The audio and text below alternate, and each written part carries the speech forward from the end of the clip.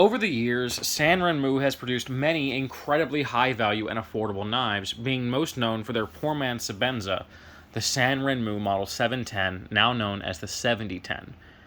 This is an outstanding knife for an incredible price. And later, they would move into their 910 series. Here we have a 911. This is meant to represent a budget large Sebenza. Now, this is this G10 version. They do make an all stainless steel frame lock, which is a little closer. However, the overall idea is that this would be your proxy Sebenza large for your collection. So if we consider the 710 to be Baby Bear, and the 910 series to be Daddy Bear, then the 810 series is definitely Mama Bear, because it's a size directly in the middle, which I feel might just be the best size for EDC. Let's go ahead and move these two knives out of the way so we can focus on the knife we're reviewing today, which is that fantastic Sanrenmu Land Series Model 810. I'm going to go ahead and show you the packaging real quick because I think that people like seeing it. So typical Sanrenmu Land packaging, kind of a blank cardboard box. We have the logo on the top, folding knife on either side. No information here. On the bottom we have just the code for where it was stored in the warehouse, and then we have the model number. If we open the packaging up, we see there's a small white cardboard box inside, and inside that we just had a little plastic pouch the knife arrived in. So no frills packaging, but it gets the job done. I'll move that out of the way so we can focus on what you really care about, which is the knife itself. And if you don't have time to watch the whole video and you're wondering, is this worth the money? My answer is not only yes, but hell yes. This is an amazing high-value folding knife for very little money. Okay, we're talking $23, very little money. And for $23, it's hard to deny the level of quality that you are going to get. So, let's start with that blade. We have a 3-inch 8CR 14 MOV Sebenza style blade. What does that mean? It means it has that classic Sebenza kind of drop point design, which is a very attractive, very functional blade. We have ample belly for slicing. We have a great tip, very fine for opening clamshells, opening bubble mailers, digging out a splinter, or whatever you may need to use the tip of your knife for. Outstanding blade design. It is flat ground from this high section down, and this thing slices like a dream. It cleaves through cardboard. It is just an amazing slicing blade. I mean, it's an obviously well time-tested designs. Chris Reeve designed this this not exact knife, but the knife this is based on. It's very, very similar. In fact, I do have a clone of a Sebenza 21. It's not a real Sebenza 21, but it mimics the design 1-to-1. And if I put this down next to the Sanrenmu Model 810, you can see just how closely the 810 is following in the footsteps of the Sebenza. There are changes. It's not a 1-to-1 copy, but there are several design cues taken. Probably about 80% of its DNA is lifted from the Sebenza. So the reason I bring that up is because the Sebenza is one of the most successful folding knives ever made, and that blade is part of the reason why. And we see that same shape mirrored here. Now, 8CR 14 MOV, back in the day, everyone loved the steel for a budget steel. These days, it seems to be a little more divisive. A lot of folks are saying, well, you know, we're getting D2 at this price range now. We should be getting D2 on everything. I'm glad we're not getting D2 on everything. I can't stand D2 steel, if I'm being honest. It's a great steel. It's just not one that I like. I live in a very high humidity environment, and while 8CR 14 MOV can still rust on me, it is more rust resistant than D2 is, and I don't have to worry about it nearly as much as I would D2. It's also incredibly easy to sharpen, takes a very fine edge, and I feel like it holds it for an adequate amount of time for the average person's everyday carry cutting tasks. I mean, remember that unless you're going out of your way to use your knife, what is it getting used for?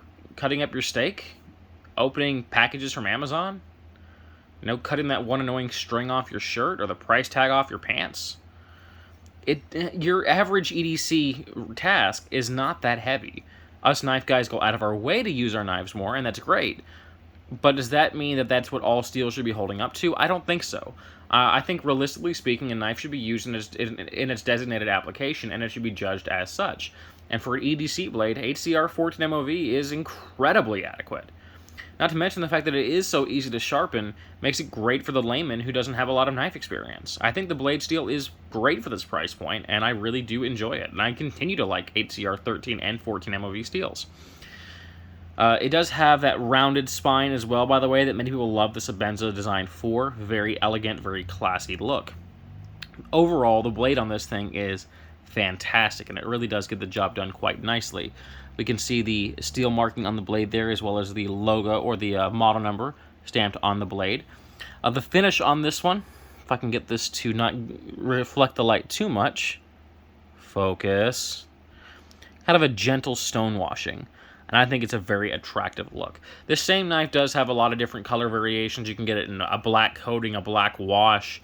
There's a whole lot of varieties out there for this one. I happen to enjoy this particular version the most. Deployment and lockup on this. First, let's go ahead and look at that centering. Perfect centering. Like, absolutely perfect centering. I love that. You know, this used to be a feature that we didn't see very often on affordable knives. It's obviously more common on affordable knives now, but it is just one-to-one lined up. I love that. Thumb studs are the classic volcano step design that we see on a lot of these knives. Again, I'll bring in that clone so you can see how similar it is to an actual Sebenza. So it's a little more stepped, which is good because it does provide a little more traction. This thing comes out lightning fast. I mean, just lightning fast. Love that. And it's riding on a ball bearing system in the pivot point, which is also why it's so freaking smooth. There is no grit, no resistance at all in the deployment of this knife. It is outstanding. The lockup, incredibly solid. No wiggle in any direction, no matter how hard I rock it. And we do have a pivot point that we could adjust if it ever developed any blade play. Locking mechanism is a frame lock. There is your engagement on that. And actually, I love this frame lock because it's very nicely jimped and milled out. So it's extremely easy to not only reach in here through the milled channel at the scale here, but also the way that this is jimped outward makes it super easy to grip onto. We do have some jimping top side of the knife, and it's okay.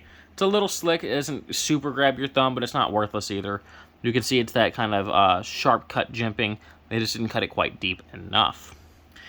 Handle on this is a 4 1/4 inch stainless steel handle. As I mentioned, it is a frame lock design, which, you know, you may think, well, that's going to be super heavy, and it's actually not. This is a 3.8 ounce knife with a lot of weight saved due to how they've milled the interior steel on that handle slab. Look at that.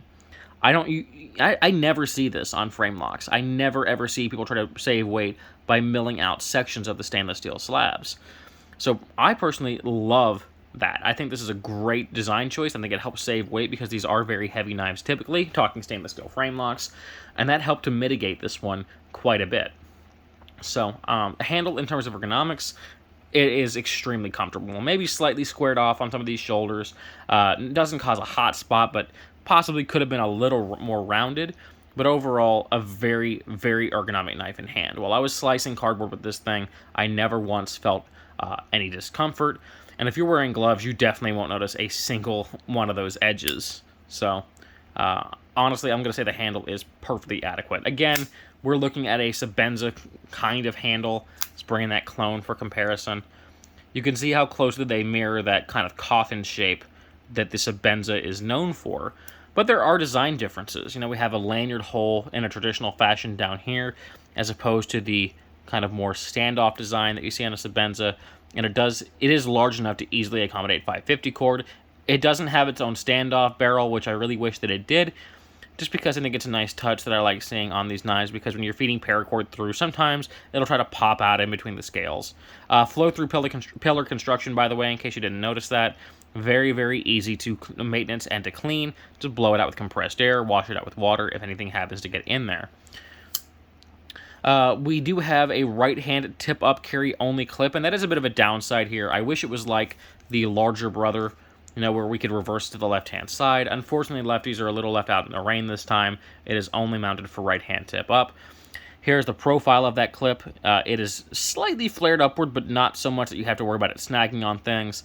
And we have a good amount of clearance here to make sure that it can easily accommodate thicker pants. It is incredibly tight, though. I mean, one of the tightest pocket clips I've ever seen.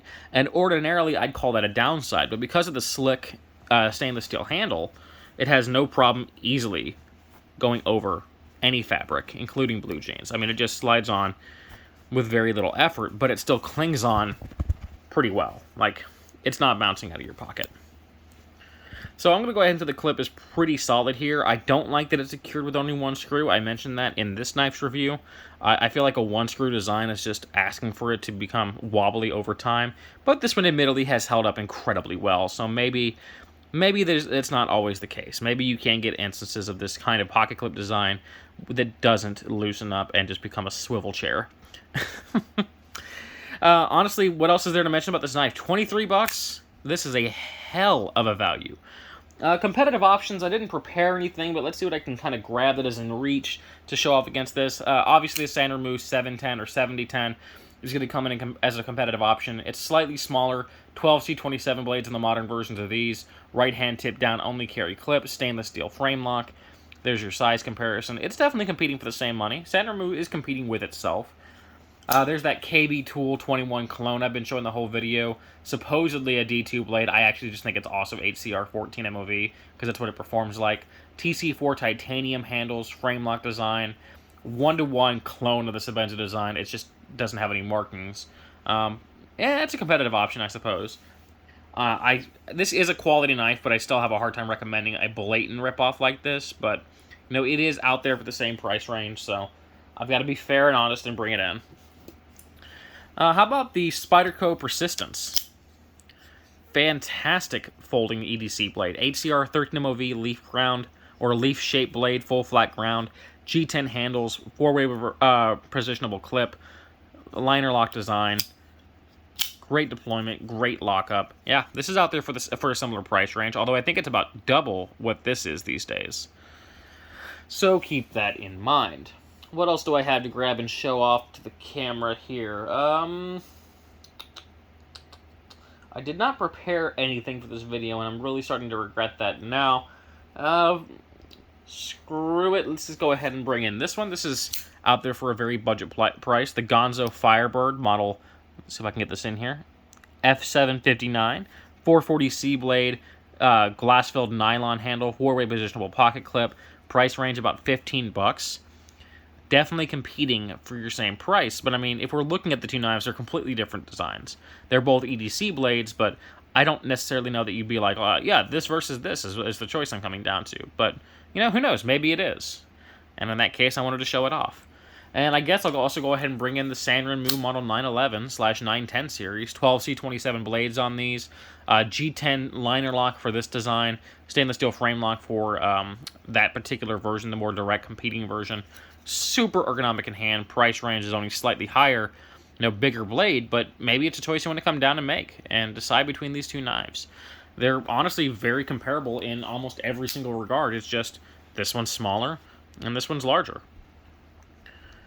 So overall, do I recommend the Sanrenmu Land 810? Hell yes, I do. This is a fantastic, high-value, very functional, everyday carry folding knife that I think everyone should pick up for their collection if they have the money to spare. You won't regret it. So, I hope you guys enjoyed this video. I hope you enjoy the rest of your day, and until next time, peace, and I will see you later.